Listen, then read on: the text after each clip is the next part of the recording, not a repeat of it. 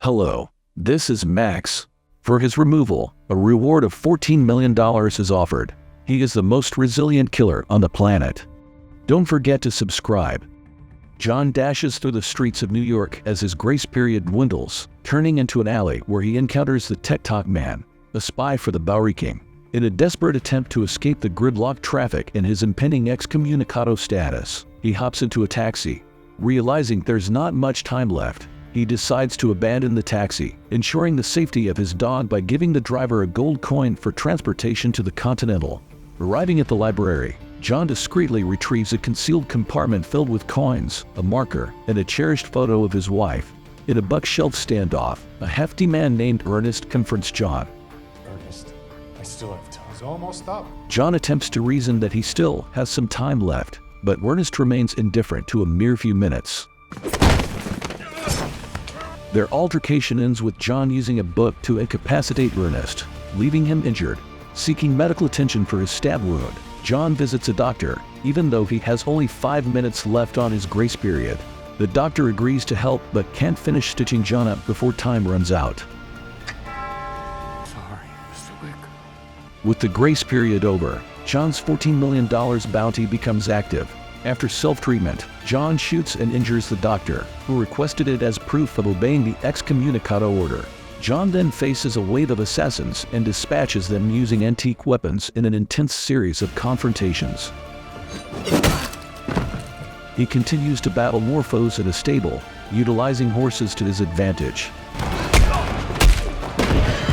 Pursued by 2 motorcycle-riding assailants, John eliminates them from horseback, increasing his bounty to $15 million. John reaches a theater, where he meets with the director and seeks passage to Casablanca. After a conversation about his past and upbringing, she agrees to help him, severs all ties, and marks him with the cross he retrieved earlier. Meanwhile, an adjudicator arrives at the Continental, leaving a coin for Sharon and informing Winston, the manager, of his resignation due to allowing John to live on Continental grounds after spilling blood. The Bowery King also meets with the adjudicator, expressing his commitment to the excommunicado status. Nevertheless, the adjudicator informs the Bowery King that even he is not exempt from the High Table's rules. She insists that he must leave town because he supplied John with a gun, knowing its intended use. The Bowery King dismisses her, asserting that he cannot relinquish his throne because he is the throne itself. I am the throne, baby. In Casablanca, John is immediately confronted by 3 knife-wielding adversaries. While one of them falls in battle, the fight is interrupted by a man who reveals that the manager has granted John amnesty. The dissatisfied assassin tries to attack John but is shot by the intervening man. Together, John and his savior head to Morocco's Continental Hotel. Inside the hotel, John encounters photos of a woman and her daughter before being guarded by 2 growling dogs. The manager, Sophia, emerges from the shadows and shoots John in the chest. Although his suit is bulletproof, she contemplates killing him but changes her mind when he presents a marker they made together years ago, a token of John rescuing her daughter. John insists that she takes him to see her former boss, and she reluctantly agrees. The adjudicator visits a small sushi shop where the chef, Ciro, recognizes her coin and is aware of her mission involving John. Intrigued by the hunt, Ciro agrees to pursue John and all those who aided him. Sophia returns to John heavily armed, concealing a weapon on one of her dog's vests. John assures her that he only wishes to talk to her boss, but she remains skeptical. They reach a complex and meet with Sophia's former boss, Barada. John asks Barada to guide him to the Elder, the enigmatic figure above the High Table, to make amends. Barada doesn't know the Elder's whereabouts but explains that the Elder finds those he chooses, often in the desert, where they must follow the stars until nearly reaching death. Sophia's dogs are a point of contention, as Barada desires one, leading to him shooting it when she refuses to comply.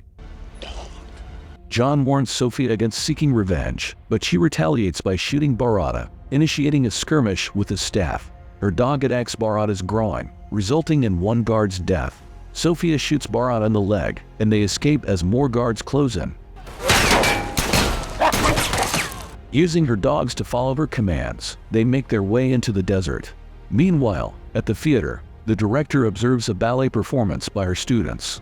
Meanwhile, the director's guards are systematically taken down by ruthless yet highly skilled ninjas. 3 men walk onto the stage, interrupting the performance, while the adjudicator and Zero approach from behind. The adjudicator informs the director that her high table agreement prevents her from aiding John. She agrees to demonstrate her loyalty, but the adjudicator demands a blood price. Zero punishes the director, leaving her alive but in agony. John and Sophia continue their journey to the desert. John pricks his finger and signs the marker with his blood, fulfilling Sophia's debt. Sophia shares most of the water with her dogs and takes a swig herself, spitting some back into the bottle. She tells John that he's destined to die, either here or in the future. John walks into the desert with the bottle, and Sophia departs. In the Bowery Kings complex, the ninjas mercilessly eliminate numerous guards. Zero and the adjudicator confront the Bowery King on the rooftop. He expresses his willingness to show fealty, but she insists he had his chance. Defiantly, he sends his pigeon out of harm's way before Zero inflicts 7 cuts on him as punishment for the 7 bullets he provided to John. The Bowery King collapses on the rooftop. In the desert, a cloaked figure encounters John, and he later wakes up in a tent, facing the Elder. The Elder remarks that he has never encountered a man as lost as John. He inquires why John desires to live, to which John responds that he wants to remember Hallen. The Elder offers John a choice: die in the desert or return as the boogeyman, unable to escape the life he once had but with the possibility of reversing his excommunicado status. In exchange, John must assassinate Winston. John agrees and swears an oath of loyalty, removing his finger with a wedding ring and handing the ring to the Elder, who accepts his vow. Upon returning to New York, John encounters 2 assassins face to face. However, before the 2 assassins can engage John in a fight, they are swiftly eliminated by a group of ninjas. These ninjas escort John to meet with Zero. Just as John and Zero are about to face off, a line of school children interrupts them, providing John with an opportunity to escape. He kills 2 motorcycle-riding ninjas and commandeers a motorcycle. Zero and his ninja assassins pursue John on the freeway, engaging in high-speed combat. John dispatches several sword-wielding opponents during the intense chase. The pursuit leads them into the city, but both Zero and John crash near the Continental Hotel. Since John's hand is on Continental grounds, Zero cannot kill him. Karen, the hotel's concierge, takes John to a waiting room, with Zero following closely behind. Zero reveals his admiration for John, claiming they are similar, but John disagrees. Despite their conversation, John remains on edge. John is reunited with his dog but instructs the loyal companion to sit and stay until further notice, signaling his impending meeting with Winston.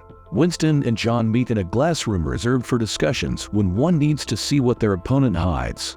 Winston is aware that John has come to kill him and expresses a preference for being killed by a friend. However, he presents another option to John. He can pull the trigger and sell his soul forever, becoming the boogeyman working for the High Table, or he can choose to stand and fight against the High Table, ultimately dying as the man his wife loved. Who do you wish to die as, Jonathan? The adjudicator arrives to determine if Winston will step down from his position, but he refuses. She inquires if John will kill Winston, but John declines. Consequently, she declares the Continental deconsecrated, making it fair game for business on its grounds. Both Winston and John are now targets, and some of the High Table's elite assassins will join the hunt shortly. Under the dire circumstances, Winston decides to reinstate all of John's privileges, recognizing that he will need a substantial arsenal of weapons. John is led to the arms room, where he is informed that the High Table has upgraded their armor and recommends a stronger caliber round. Winston secures himself inside the arms safe while John, Karen, and a group of loyal allies prepare to battle the approaching hordes of High Table goons. The enemy's armor proves to be more formidable than expected, forcing John to engage them up close and personal. Amidst the chaos, the adjudicator contacts Winston, questioning how long he thinks he can maintain the defense. Winston hands up before she can finish speaking. Ultimately, only John and Karen survive the first wave of the High Table's assault. They regroup in the arms safe, where Karen introduces John to an armor-piercing shotgun.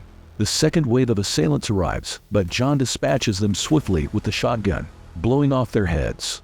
The adjudicator contacts Winston once more, suggesting a parley. He agrees, and John makes his way to the same glass room as before. However, he is ambushed by two ninjas who throw him through glass displays. Despite the odds, John manages to kill both ninjas using their own swords.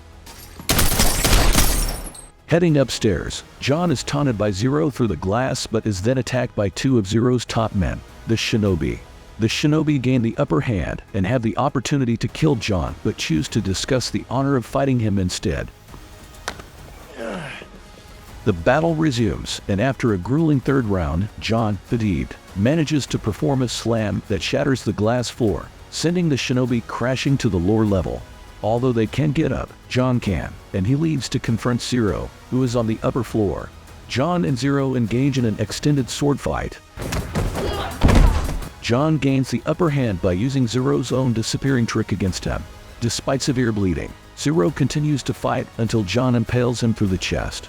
Both men, exhausted, sit together, and Zero reflects on the intensity of the fight, predicting that he will eventually catch up to John. John disagrees and leaves, leaving a dead Zero on the floor. Winston and the adjudicator meet on the roof for a parley. She warns Winston that the first wave was only the beginning, and more will come. She asserts that the Continental will fall. Winston retorts, claiming that he could reclaim the Continental as his ties in New York run deep. As they converse, John arrives. The adjudicator interprets Winston's show of power as a sign of fealty and reinstates him as the manager of the Continental. However, she insists that something must be done about John. Winston agrees and shoots John multiple times, but the bullets bounce off his jacket, pushing him backward until he falls from the roof, bouncing off various objects that somewhat break his fall. He still lands on the ground hard. Satisfied with the outcome, the adjudicator leaves the scene. She later re-enters the Continental and discovers that John's body is missing. She realizes they must prevent John Wick from seeking revenge. Winston agrees and whispers Baba Yaga. Baba Yaga. The TikTok man wheels in a cart with John's dog following. John is tipped out of the cart, battered and broken, coming to a stop in front of a makeshift throne. Sitting on the throne, sipping a soda, is the Bowery King, who is badly wounded. He asks John to raise a hand if he can hear him, and John slowly responds, indicating that he can hear. Despite his battered state, John is still in the game. Yeah. If you are interested in such films, please proceed to the next video on the screen, and also share your thoughts about this film in the comments. Give us a like and subscribe. Goodbye.